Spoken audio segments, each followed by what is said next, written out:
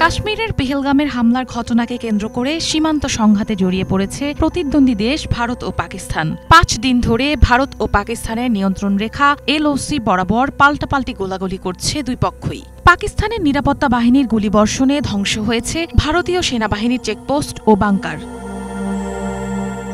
পাকিস্তানি সংবাদ মাধ্যম Jio news ৩০ April দেশটির সেনাবাহিনীর বরাত দিয়ে এক প্রতিবেদনে এ তথ্য জানিয়েছে। ভারত নিয়ন্ত্রিত কাশ্মীরে ভয়াবহ হামলায় ২৬ জন নিহতর ঘটনার পর পারমাণবিক শক্তিধর দুই প্রতিদ্বন্দ্বী দেশের মধ্যে চলমান উত্তেজনার মধ্যেই এমন দাবি করল পাকিস্তান। ভারতীয় সেনারা বিনা উস্কানিতে ছোট অস্ত্রের গুলি চালিয়ে যুদ্ধবিরতি চুক্তি লঙ্ঘন করলে গুলিবর্ষণ করে পাল্টা জবাব দেয় পাক বাহিনী বলেও জানা যায় ওই খবরে।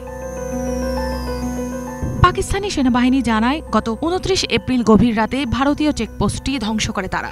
পাকিস্তানের প্রতিশোধমূলক হামলায় ভারত অধিকৃত জম্মু ও কাশ্মীরের চকপুত্র পোস্ট সহ বেশ কয়েকটি বাংকারও কার্যকরভাবে ধ্বংস করা হয়েছে।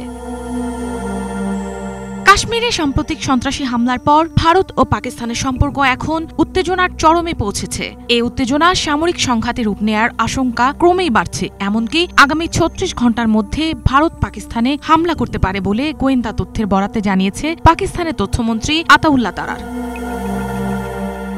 মিনালা দিবা, বাংলা ভিশন।